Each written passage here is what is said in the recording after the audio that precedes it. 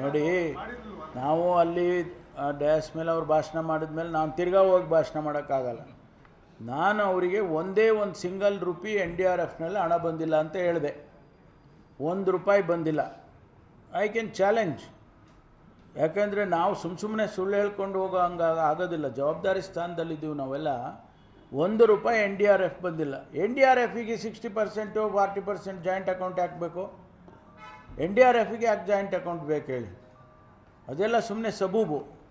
ಆಮೇಲೆ ಜೊತೆಗೆ ಅವರು ಅವರು ಇವತ್ತು ಹೇಳಿದ್ದು ನಾವು 60-40 ಎಲ್ಲ ಕಂಬೈಂಡ್ ಆಗಿರಬೇಕು, ನೀವು ಖರ್ಚು ಮಾಡಿಬಿಡ್ತಮ್ಮ, ನಮ್ಮದೇ ಹಣನ ಖರ್ಚು ಮಾಡ್ತೀರ, ನಿಮ್ದು ಖರ್ಚು ಮಾಡೋದಿಲ್ಲ ಅಂತ.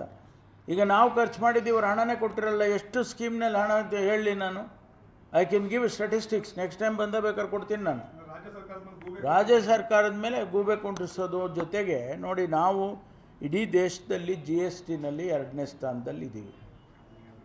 GST ಕಲೆಕ್ಷನ್ನಲ್ಲಿ Karnataka is second in the country.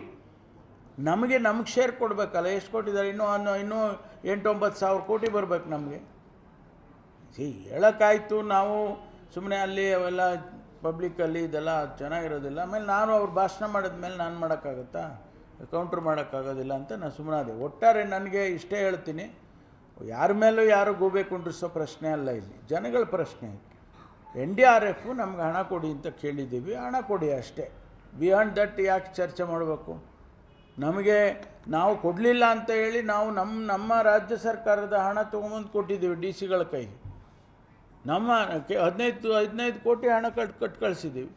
ಇವ್ರ ಹತ್ರ ಇದು ಏನು ಹಣ ಇದೆ, ಆಲ್ರೆಡಿ 25 ಕೋಟಿ ಹಣ ಇದೆ. ಅದ್ರ ಜೊತೆಗೆ ಇನ್ನೂ 15 ಕೋಟಿ ಕೊಟ್ಟಿದ್ದೇವೆ. ಪ್ರತಿಯೊಂದು DC ಹತ್ರ ಎಲ್ಲ ಒಟ್ಟಾರೆ ಒಂದು 500-600 ಕೋಟಿ ರೂಪಾಯಿ DC ಗಳ ಹತ್ರ ಅಕೌಂಟಲ್ಲಿ ದುಡ್ಡಿಟ್ಟಿದ್ದೀವಿ. ನಾವು ಎಮರ್ಜೆನ್ಸಿಗೋಸ್ಕರ. ಅದು ಆಗಲಿಲ್ಲ ಅಂತ ಹೇಳಿ ಈಗ ನಾವು ರೈತರಿಗೆ ಹಣ ಬರಬೇಕಾಗಿತ್ತಲ್ಲ, ಹಣ ಬರಲಿಲ್ಲ. ನಾವೀಗ 2,000 ರೂಪಾಯಿ ಕೊಡ್ತಾ ಇದ್ದೀವಲ್ಲ, ಹೆಚ್ಚು ಕಮ್ಮಿ 1,40,000 ರೈತರಿಗೆ ಈಗ 2,000 ರೂಪಾಯಿ ನಾವು ಈಗ ಕೊಡ್ತಾ ಇದ್ದೀವಿ. ಅವ್ರ ಅಕೌಂಟಿಗೆ DBT ಬರುತ್ತೆ ಇನ್ನೊಂದು ವಾರದಲ್ಲಿ. ನಮ್ಮ ಸೆಷನ್ ಸ್ಟಾರ್ಟ್ ಆಗೋಷ್ಟೊತ್ತಿಗೆ ನಮ್ಮ 2,000 ರೂಪಾಯಿ ಪ್ರತಿಯೊಬ್ಬ ರೈತನಿಗೂ 1,40,000 ರೈತರು ಕೊಡ್ತೇವೆ. ಅಗತ್ಯ ಬಂದಿಲ್ಲ ಇನ್ನೂ.